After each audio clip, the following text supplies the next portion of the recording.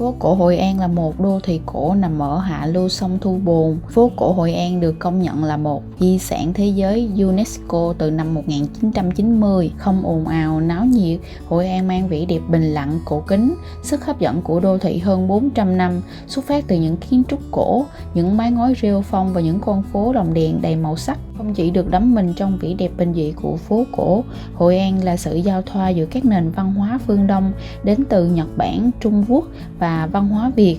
Bởi Hội An vốn là thương cảng đông đúc và sầm uất nhất tồn tại dưới triều Nguyễn cách đây khoảng 200 năm. Chính sự giao thương giữa Việt Nam và các nước khác đã tạo nên một Hội An đa văn hóa, đa sắc màu tồn tại đến ngày nay. Làm sao để đến được Hội An? Thì trước tiên các bạn đến Đà Nẵng trước, rồi sau đó các bạn sẽ di chuyển từ Đà Nẵng đến Hội An. Vì Hội An chỉ cách trung tâm Đà Nẵng khoảng 30 cây thôi. Ở Hội An có rất là nhiều địa điểm để bạn tham quan, tha hồ mà chụp hình luôn nha. Điểm đầu tiên khi nhắc tới Hội An đó là chùa Cầu. Chùa Cầu đó là một biểu tượng đặc trưng của Hội An. Ngoài ra thì các bạn có thể tham quan Hội quán Quảng Đông, Hội quán Phúc Kiến, chợ Hội An, bảo tàng ở Hội An. Bạn có thể thuê xe đạp chạy vòng vòng. Bạn cũng có thể là ngồi xích lô để đi tham quan Hội An. Bạn cũng có thể ngồi trên thuyền để ngắm sông Thu Bồn vào ban ngày. Và cũng có thể là thả đèn hoa đăng trên sông Thu Bồn vào ban đêm. Đều là những trải nghiệm vô cùng thú vị khi mà các bạn đến với Hội An. Còn nói về đồ ăn thức uống ở Hội An thì khỏi phải nói luôn nha. Có rất là nhiều món để bạn có thể thử, như là cao lầu, mì Quảng, nước mót, bánh mì Phượng. Và bây giờ các bạn hãy theo mình để được xem chi tiết hơn nha. Giờ tụi mình đã tới khu vực phố cổ Hội An. Giờ đang ở trên đường Lê Lợi. Giờ đang tiến vào khu vực bên trong. Xem có gì. Ở đây chúng ta thấy có nhiều cửa hàng bán đồ á. Mình cũng đi tới mấy lần rồi chứ ha. Đi nhiều lần rồi. Nhưng mà đây là lần đầu tiên tụi mình đi vào ban ngày. Đi vào buổi sáng. Bình thường tụi mình đi vào buổi chiều và buổi tối thôi. Buổi sáng thì có dễ vắng không? Vắng dễ tham quan, dễ quay phim và chụp hình thôi. Còn nó đông. Anh bán cơm gà, mì Quảng, cao lầu. Tụi mình đã tới tuyến đường chính rồi đó, tuyến đường Trần Phú. Ngôi nhà ở Hội An là những kiến trúc truyền thống có niên đại từ thế kỷ 17 đến thế kỷ 19, phân bố dọc theo những trục phố nhỏ hẹp. Xen kẽ cho các ngôi nhà phố những công trình kiến trúc tôn giáo, tín ngưỡng minh chứng cho quá trình hình thành, phát triển và cả suy tàn của đô thị. Hội An cũng là vùng đất ghi nhiều dấu ấn của sự pha trộn giao thoa văn hóa. Các hội quán, đền, miếu mang dấu tích của người Hoa nằm bên những ngôi nhà phố truyền thống của người Việt và nhiều ngôi nhà mang phong cách kiến trúc của Pháp. Kiểu nhà ở phổ biến lớn nhất ở Hội An chính là những ngôi nhà phố 1 hoặc 2 tầng với đặc trưng chiều ngang hẹp, chiều sâu rất là dài, tạo nên kiểu nhà hình ống. Những vật liệu chính dùng để xây dựng nhà ở đây đều có sức chịu lực và độ bền rất là cao do đặc điểm khí hậu khắc nghiệt và bão lụt hàng năm ở vùng này. Bố cục mặt bằng phổ biến của những ngôi nhà ở đây bao gồm vỉa hè, hiên, nhà chính, nhà phụ. Những ngôi nhà ở đây hầu hết được làm theo dạng hai mái. Đa số nhà chính và nhà phụ thì không có chung một mái nhà mà là hai nếp mái kế tiếp nhau. Ngói ở Hội An là loại ngói làm từ đất, mỏng, nung thô mang hình vuông. Khi lợp đầu tiên thì người ta xếp một hàng nằm ngửa lên, sau đó tiếp tới là một hàng nằm úp xuống. Đường phố ở khu phố cổ Hội An được bố trí ngang dọc theo kiểu bàn cờ với những con phố ngắn và đẹp, uốn lượn ôm lấy những ngôi nhà. Đã bước qua những con phố xinh và yên bình ấy, bạn không chỉ thưởng thức những món ăn ngon ở Hội An mà còn có thể thấy được một phần sinh hoạt hàng ngày của người dân ở Hội An, một cuộc sống yên bình và giản dị. Ủa ra đâu rồi? Anh ra chợ Hội An luôn? Ra chợ luôn à. Tiên Hồ ra chợ luôn nha. Tiên Hồ ra chợ luôn á. Em bỏ lên trên kia đâu. Dân khu vực chợ Hội An. Có cái xe nhà em ngồi xí. Có những gì? Ăn trà hả con? Để đó đi, vô đây. Cái này ăn nhiều quá nha. Câu nào cũng ở đây cho mất. Cái này chỉ đồ ăn thôi. Cái này quán đồ ăn nhiều nha, nó bán hầu như là giống nhau. Bán đồ ăn. Dạ, hầu như là giống nhau à. Tụi mình đi một hồi bắt đầu thấy hơi khát nước à.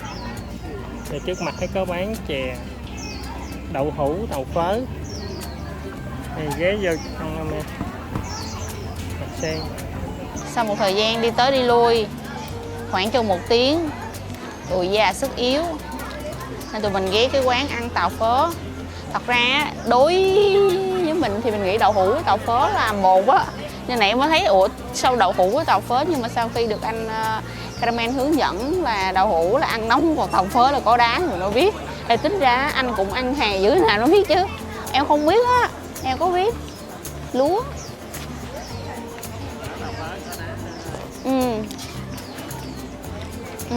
Ngon nhờ. Nó bé bé nó có chắc là có dừa. Có dừa. Trời ơi, có hạt sen đó nha. Có hạt sen đó nha anh nha. Cũng không biết nữa. Có hạt sen nè, có xương xăm nè, có su sa nè. Quê em gọi là su sa nhưng mà ở đây gọi là su xoa. Su xoa. Quê em gọi là su sa. Ngon lắm ạ.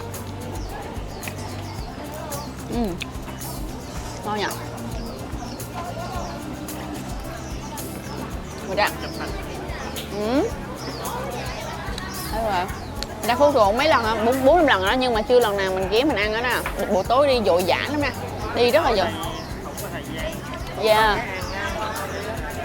Đi tham quan, đi tham quan không đủ thời gian để đúng rồi. Tại thường không thường. Tại thường mình đi mà buổi tối á, là mình ăn tối xong sau đó mình mới đi tham quan. Và thường ăn tối xong là nó no cành hông thì không có đủ bụng chứa những cái đồ ăn vặt nữa. Nên đây là lần đầu tiên chắc là hiếm hoi được đi ăn vặt. Hôm nay mình sẽ có thử là ghé tới quán này ăn, quán kia ăn món ăn vặt ở đây như thế nào thôi. Đúng rồi, có nhiều thời gian hơn. Đúng rồi. Đây là món chè thập cẩm. Nhưng mà chè thập cẩm ở đây lạ lắm rồi nha. Nó không giống như chè thập cẩm ở trong Sài Gòn. Không, chè thập cẩm nó cũng bán ly, nhưng mà vấn đề là ở trong Sài Gòn nó sẽ có những thập cẩm, những cái loại khác ở đây. Ở đây thôi. Có chè bắp nè. Chè bắp nè. Cũng có xương xăm nè. Cũng có su xoa nè. Hết rồi đó anh. Hạt sen nè. Ô, nó giống như tàu phớ gì đó. Y chang như tàu phớ thì có thể tàu phớ. Ví dụ tàu phớ thì có đậu hũ, còn bên chè thập cẩm thì có chè bắp. Vậy thôi. Nguyên liệu giống nhau.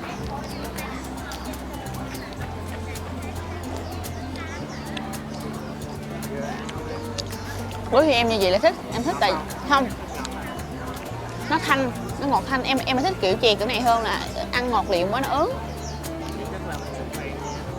Em cũng không biết. Cũng có thể là nấu đường cát không có, nhưng mà dạng như nó làm lại thôi. Đây là chụp hình xích lô rồi, thấy mọi người đâm đen quá ha. Tụi mình đang hướng ra khu vực sông. Sông này là sông gì không nhớ tên. Sông Thu Bồn. Như vậy anh nhớ cái từ Thu Bồn cũng có vẻ ấn tượng. Chắc nó đó. Khi đi một hồi mình thấy có cái ở đây là cái bảo tàng văn hóa dân gian Hội An. Văn hóa dân gian Hội An. Trình ký họa. Rồi tham quan thử ha. Giống như những cái thuyền nha anh. Mấy cái thuyền.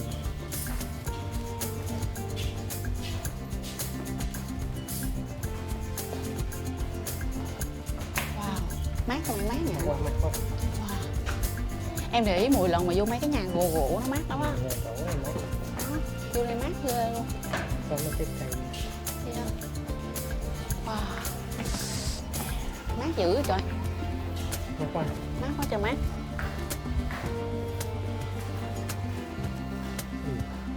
Mấy cái hình người. Chị giống như nó làm thợ may nè cô. Cắt thợ may rồi đó anh. Đây nó có mấy gian luôn á. Ở đây có chỗ ngồi uống trà nữa nè. Ngồi uống trà nữa. Bán trà luôn nè. Đây vẽ chữ ha, tranh chữ ha. Tranh chữ.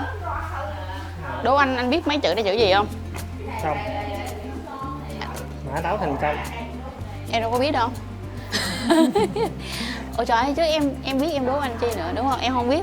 Em đố anh để cho anh biết. Em biết anh đố anh. Không, em Đây có gì nữa nè. tơ lụa anh. Rồi dâu tằm. Đúng rồi. Con kén nè. Giao phối qua kén nè. Đây lá tằm nè anh. Lá tằm. Con ngài giao phối ha. Ngài giao phối hả? Kén. Lá dâu tằm, nhộng, kén tằm. Đây, tơ tằm ở đây. Đây giống như đồ đồ làm bằng tay. Cái này cái cưỡi, cái này là cái này là vịt, chắc là vịt là dải quá ha. Đây thì em biết cái này là quay tơ nè. Này quay tơ thì em biết, cái này thì chắc là dạng như vịt. Đây trên đây thì làm nghề dâu tằm hả? Thì đây.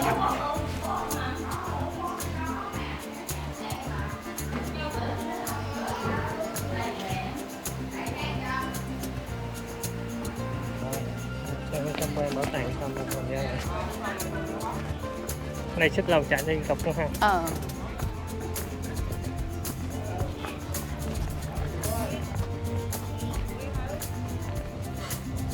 Này quán đồ quá trời, quán ăn cái này luôn. Trưa mình ăn. Mua 1 tặng 1. Anh trưa mình ăn. Dạ. Trưa mình ăn trưa ở đây luôn ha. Để xem có phải ăn trưa ở đây luôn. Ăn trưa ở đây luôn.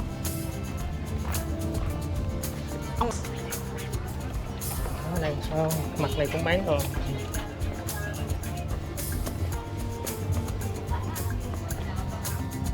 Những áo quần. Ở đây bán quần áo nhiều hả? Bán quần áo quá trời luôn. Đây có một cái quán ẩm thực thì khá lớn. Bán cao lòng, mì Quảng, phở gà, cơm gà, trộn quá trời luôn. Đầy đủ món luôn, này giống nhà hàng vậy đó. Đây bán đầy đủ món luôn, thích ăn gì ăn luôn. Tụi mình đi một hồi thấy có cái chỗ đông đông, có vẻ như là cái chỗ bán nước món. Phải không em? Đúng rồi, nước món không? Đúng rồi. Giờ mua đi. Làm 2 ly món chơi kìa.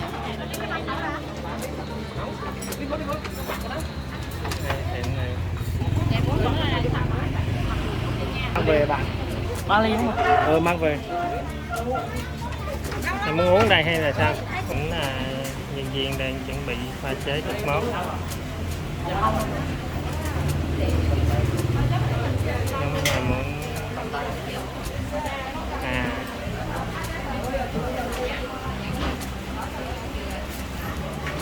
không gian trang trí của quán.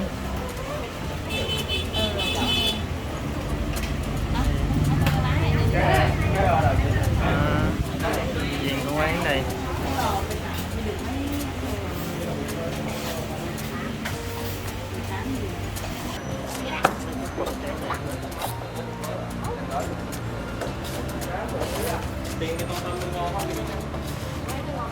Nó mình giống như đá chanh mà nó đắng đắng nha.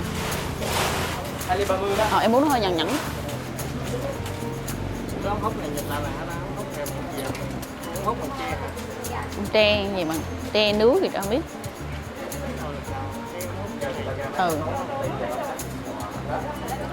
Thật ra cái nguyên liệu làm nước món em không biết là cái gì, nhưng mà uống đi nó giống như đá chanh vậy, nhưng mà nó cái vị nó chát chát, giống như nấu trà hay sao á. Nhưng mà cũng ngon, uống cũng ngon, nhưng mà nhẫn nhẫn thôi. Mình đang hướng khu vực trồng. Chắc mới khai trương hả? Shinfutan à? Sữa.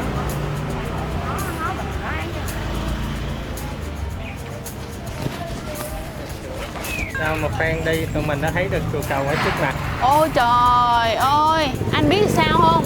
Hồi nãy mình đi từ đi ra thấy cái chỗ này, mình không biết mà quẹo phải hả?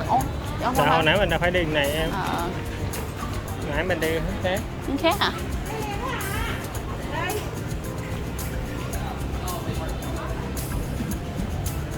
Tới khu vực trung tâm. Đây hồi trước mấy năm trước mình đi rồi. Bên phải này có mấy cái điểm tham quan gì đó, cái trầm hương gì đó không biết giờ còn.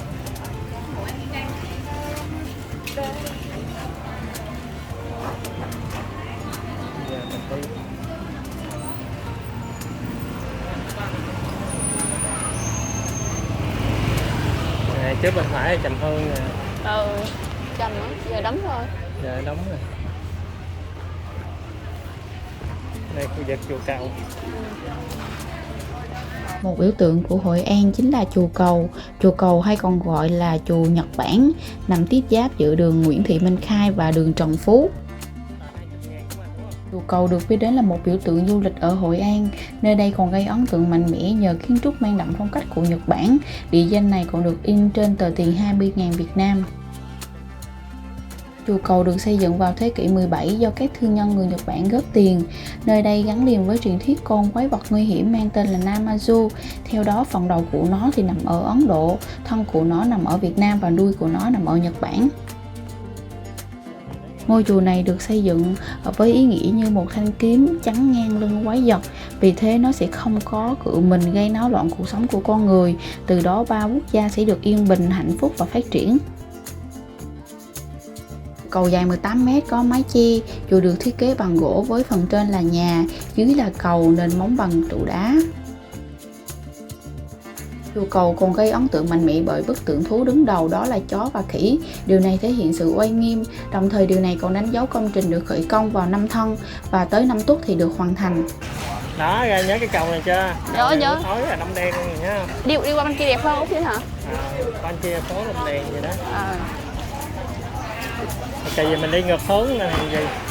Đi qua ở đây bán quá trời đồ ăn vặt luôn nè. Ở đây mát nha anh. Anh, ở đây mát á. Giống như cái khu này là khu trung tâm thôi, còn nãy mình đi dưới kia là khu gì á, đi trong quay quýt.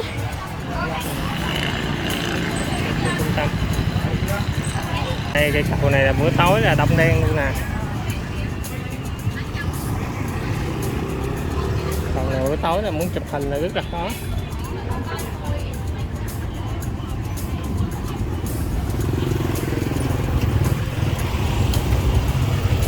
Này nó còn để cho xe chạy ha.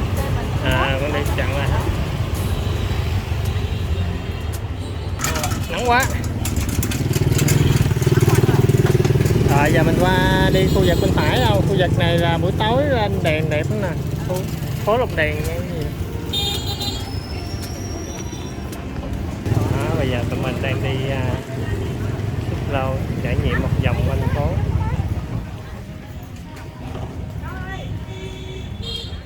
Chở mình sẽ đi qua, mình đi 3 tiếng phố hả chú? Đúng rồi, đây là mình đi cái phố đầu tiên là phố Hoa mà trắng lẻ với các kiến trúc người Pháp nữa.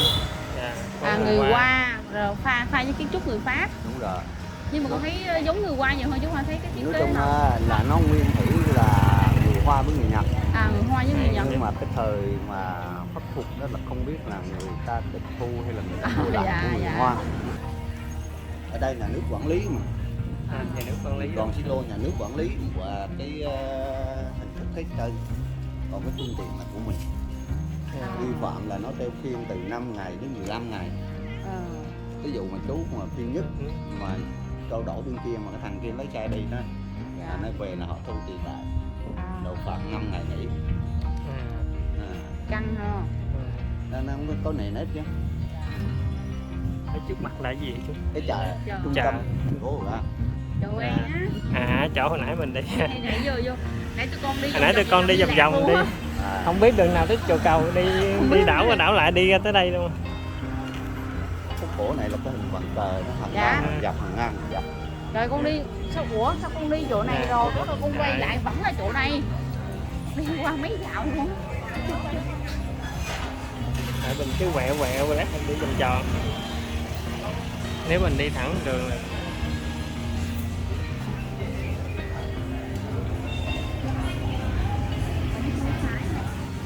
Đó, đường nãy mình đi nè. Nhưng mà canh ngày thì chú dễ chạy hơn canh đêm chú ha. Hả? Mấy ngày dễ chạy hơn. Đi. Đây. Chú đi tới 9 giờ đêm nữa chứ. Ý con nói canh ngày á chú dễ chạy hơn tại vì nó vắng người chú. Đúng rồi, ban ngày tôi đi nó khỏe hơn. Dạ, đây là có khách đi cực lắm. Dạ canh đêm đi con thấy người không mà chút không mà. Không có cái chuông mà họ không cho sử dụng đó. Dạ. Đúng. Canh đêm là chạy là phải la lên. Chuông chờ la rác hỏng nó chưa được. Dạ. La rác không phải tránh ra.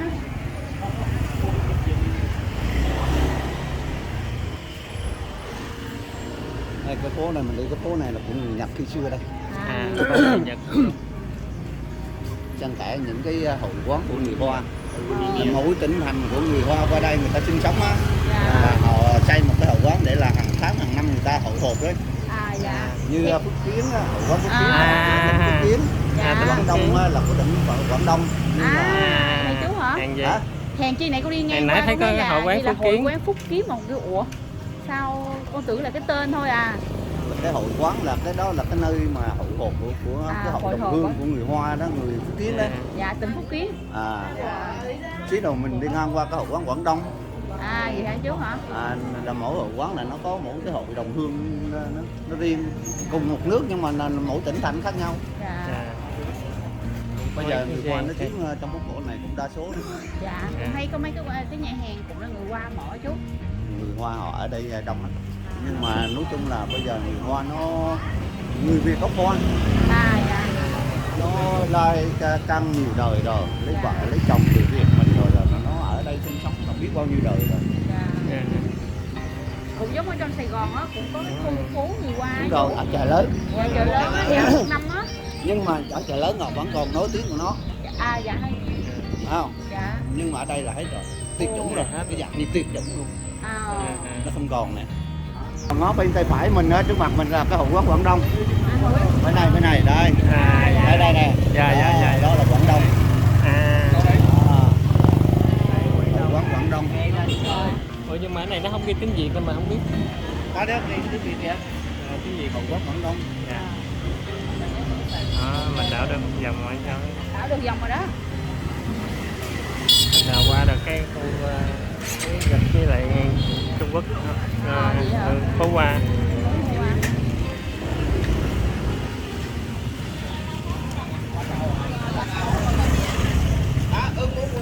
Mình đi cái phố này là phố là nguyên thủy của người Hoa. Nguyên thủy người Hoa. Sông Thu Bồn này là cái nguyên thủy của nó là thế kỷ 16, 17 là cái thương cảng lớn nhất khu vực miền Trung đấy. Thương cảng lớn nhất. Do thời gian ở đây là hạ lưu sông Thu Bồn đó. Mưa lũ rồi nước ở trên nguồn trên núi về đây là nó phù sa nó bồi đắp ở bên kia. Cái dãy nhà bên kia là người ta mới xây dựng cách đây 4-50 năm thôi. Bên kia hả chú? Hàng gì thấy còn mới hả? Mới, nhưng mà cái mặt tiền thì người ta xây dạ cổ như bên này thôi. Dạ cổ. Nhưng mà ở trong đó là mình được quyền bê tông cốt thép thì mình, nhưng bên này là không được. Con sông chính là nó nằm sau lưng cái dãy nhà đó. Còn cái này là bây giờ thuộc cái nhánh rồi. Đây là họ đặt nhiều cái tay gọi lắm, sông Hồi rồi sông Trường Giang. Nhưng mà nó chính xác của nó là nó sông Thu Bồn. Chính xác ở đây là năm nào tới cuối tháng 9 âm lịch đó là bắt đầu mùa mưa lũ. Rồi có cái đợt con ra con kỳ mình đi bị ngập luôn. Bị ngập luôn á chú. Con đi ngập là cái chỗ này đi không được là chú. Đúng rồi, ở đây nói chung là nhớ cái chỗ này đi không được, cái chỗ này nó ngập lắm. Cái mùa mưa lũ là tùy theo cái năm lũ lớn lũ nhỏ. Bình thường thì ngang ngực lưng quần, có năm thì nó gần tới nóc nhà. Kỳ mình đi còn đỡ là mới tới đầu đó. Ở đây cũng chỉ cái nhà nước người ta đánh dấu những năm lũ lụt mà lớn nhất đây. Thấy cái vạch xanh đầu tiên đi. Vạch xanh đầu tiên rồi. 2009 tới 2017, 2013. Đó có cái vạch xanh kìa, vạch xanh đầu tiên cao nhất luôn á. Lũ năm 2009 á. 2009. Đầu tiên là 2009 rồi xong. Đo vậy hả? Nhà đi này mình phải biết thông tin đó đấy. Bây giờ chú biết cháu là hướng dẫn viên luôn. Chuẩn bị vô mùa mưa lũ. Năm nay không biết là lũ lớn hay lũ nhỏ đây nữa. Là tầm cuối tháng 9 âm lịch. Cuối tháng 9 âm lịch. Là bắt đầu qua tháng 10. Là tháng mấy đó? Là mưa đủ trong 2 tháng, tháng 10, tháng 11. Tháng rưỡi. Gọi là mùa 9 tháng 10 đó. Nó gọi là 9 tháng 10 đó, miền Trung là mưa dữ lắm. Có cái nhà trên cổ chân rồi. Mùa đó mà cũng có đi ra đi làm chứ mà có ngày 2-3 ngày chưa có được cái gì cây. Cô đọc báo có lúc mà con thấy phố cổ mà mọi người di chuyển bằng chèo thuyền đó chú. Chèo thuyền đúng không? Nó ngập quá, như cái lũ lớn là 3 tiếng phố mình đi đều ngập hết. Ngập hết. Là đi đâu bằng thuyền không á. Ủa đi vậy cũng đâu ngắm được gì đâu. Không, người dân á anh, người dân họ người dân. Rồi du khách họ đâu có cho đi đâu. Du khách là không đi du lịch luôn. Người dân á. Mình ra lại. Cái sông này mà mùa lũ lụt là nước nó chảy xiết lắm. Dạ. Họ đâu có cho du khách, công an đồ trong phòng rồi người ta gác các tuyến đường hết mà. Dạ. Đó, ở đây có rất là nhiều tàu này là chở đi tham quan vòng cái sông. Nghe đâu là chạy 30 phút hết một vòng hay sao đó. Tàu này nhiều lắm. Ủa tàu này tàu lớn không á? Tàu lớn không? Hình như chỉ có buổi đêm mới có những cái tàu nhỏ nhỏ mà để treo cây thôi. Không, hình như tàu nhỏ nó đậu chỗ khác. Tàu lớn, chỗ này là khu đậu tàu lớn. Chỗ này là buổi trưa các bạn. Cao lầu rồi anh. Buổi tối rồi các bạn. Ủa nhưng sao mấy kỳ trước mình đây mình thấy tàu nhỏ chạy không mà ta? Hay là ban ngày đậu đây, buổi tối đậu chỗ khác? Ban ngày là tàu đậu đây. Còn buổi tối là những cái tàu nhỏ thôi, chèo tay á. Sau khi tụi mình đi xích lô để tham quan phố cổ Hội An xong thì tiếp theo là tụi mình lại tiếp tục đi thuyền để ngắm sông Thu Bồn. Tụi mình đã ra Hội An rất là nhiều lần nhưng mà chưa lần nào tụi mình được trải nghiệm đi thuyền cả.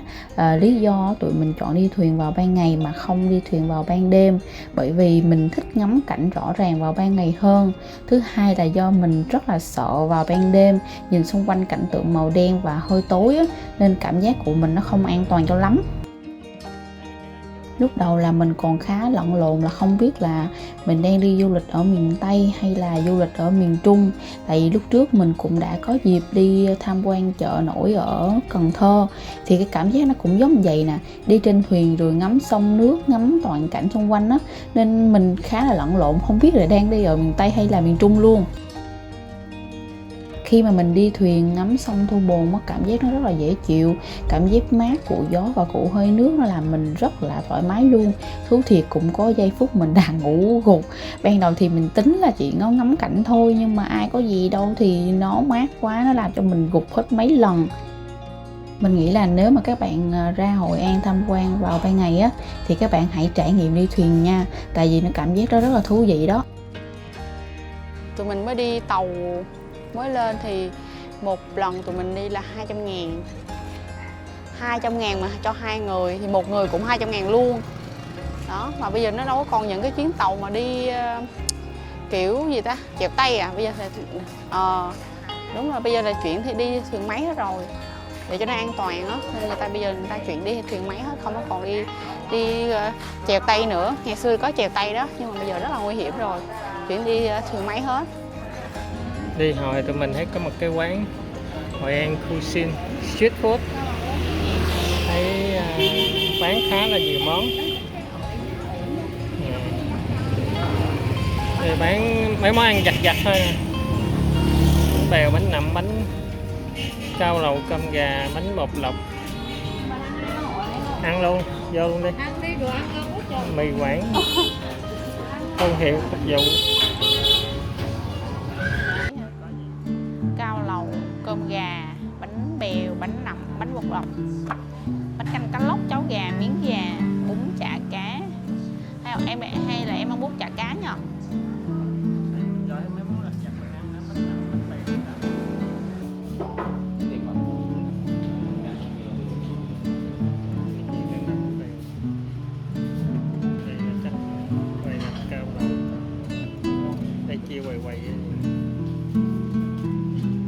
Mình đang thử món mì Quảng. Mình không ăn thịt, mình chỉ ăn mì Quảng với lại tôm thôi, tại vì nó có tôm trứng cút. Với thịt mình không ăn được thịt. Bỏ vào đây. Đang nó bụng nha. Mọi người biết là tụi mình đi từ sáng tới giờ nó rất là đuối á. Bây giờ là 1 giờ rồi đó, ha. Đi bộ bao nhiêu? Một kéo là mình đi bộ không biết bao nhiêu ngàn bước. Giờ đói.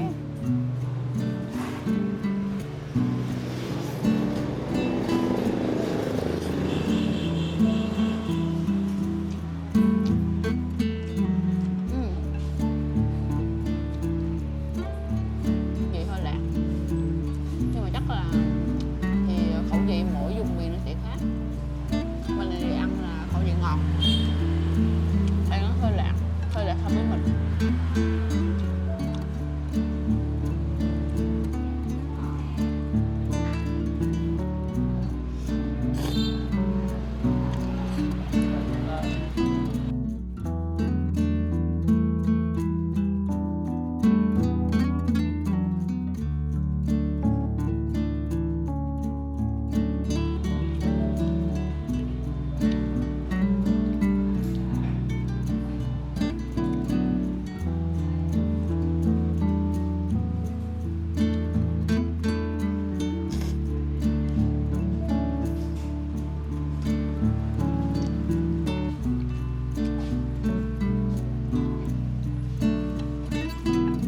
Nhìn chung cũng ngon, nhưng mà hơi khẩu vị nó hơi lạc so với mình một xíu thôi. Cao lầu, nói thêm mình ăn là món cao lầu.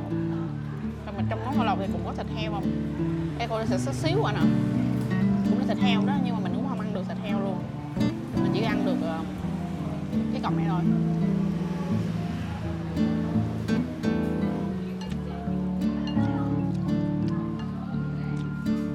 Cái giá nè.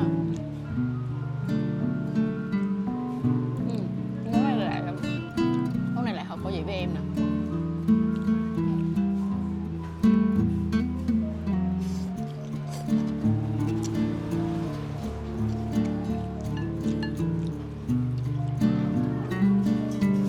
Đố anh biết tại sao ở đây gọi là món cao lầu.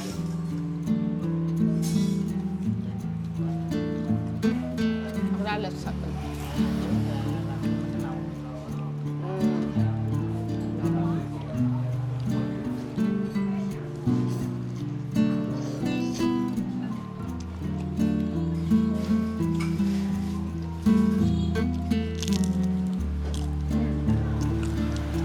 Cái món này lại hợp khẩu vị với em. Ngon á.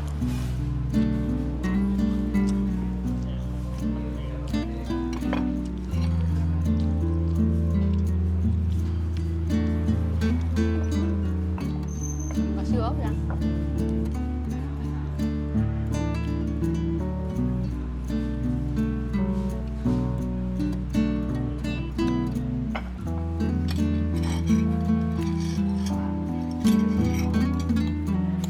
Wow, ngon nhỉ. Đâu có cây đâu, em cây đâu. Bánh bèo ở đây nó khác với quê mình một xíu, là ở bánh bèo đây thì nó không có xoáy lỗ nha, nó tẹt lét vậy à. Còn bánh bèo ở quê mình nó xoáy lỗ, và dân ở mình ăn là phải bánh bèo xoáy lỗ. Xoáy lỗ thì mới ăn. Hôm nào mà người nào mà đổ mà lỡ mà không xoáy lỗ là hôm đó là người ta sẽ không có mua. Mà mình cũng chả biết là sao phải là xoáy lỗ hay không xoáy lỗ. Mình ăn xoáy lỗ hay không xoáy lỗ thì mình thấy nó cũng vậy à. Chắc có lẽ là người nào sành ăn thì người ta sẽ có cảm giác là xoáy lỗ nó như thế nào đó. Còn bản thân mình thì mình ăn mình thấy xoáy lỗ hay không xoáy lỗ thì nó cũng vậy.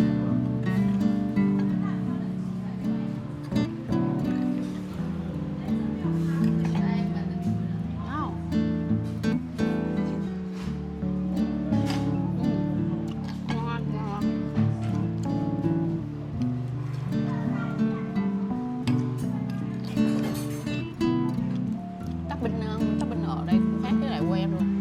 Quê bánh bèo của em là đậu xanh, mỡ hành, lại kèm không phải ăn mấy đứa mà mắm này mà ăn mắm nêm, mắm đậu phộng đó, đó là hai loại mắm ăn. Nhưng mà ở đây ngon à, lạ.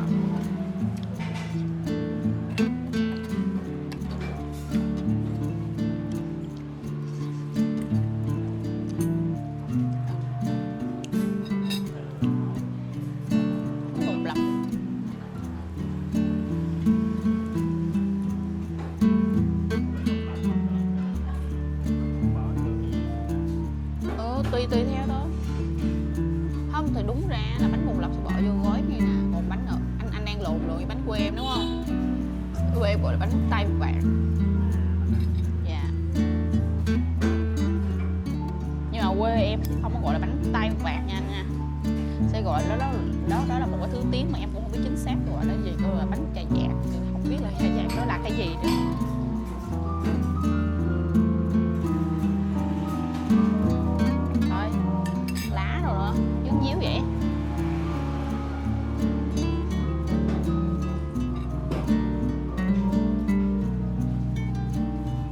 trời, nó dính nha, nó dính vào lá đó,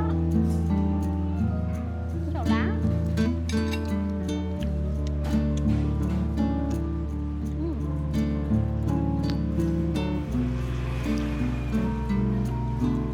Trong này nó có tôm và thịt, và dĩ nhiên mình cũng không ăn thịt được luôn, mình sẽ bỏ thịt ra.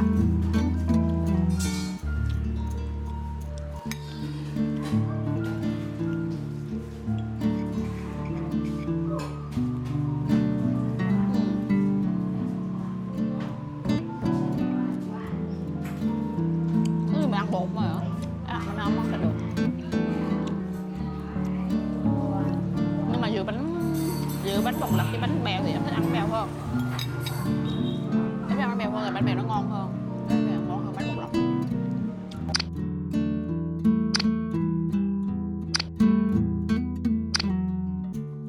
Tụi mình đi tham quan ở Hội An dường như là cả ngày luôn.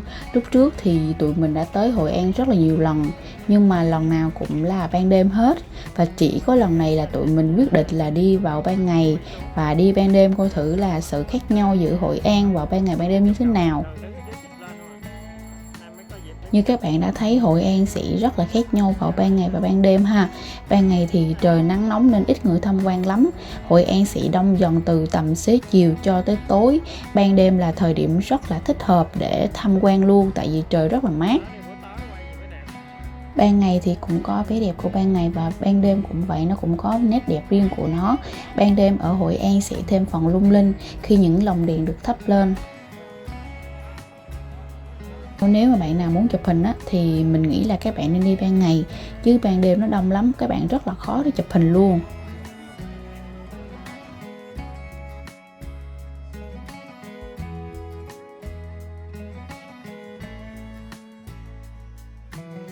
Khi đến Hội An thì các bạn hãy để dành bụng để thưởng thức bánh mì Phượng nha, đừng bỏ qua cái món này. Khách ở đây thì rất là đông nên các bạn hãy chịu khó xếp hàng, nhưng mà cái công các bạn xếp hàng sẽ không có phí đâu, tại vì bánh mì ở đây nó rất là ngon.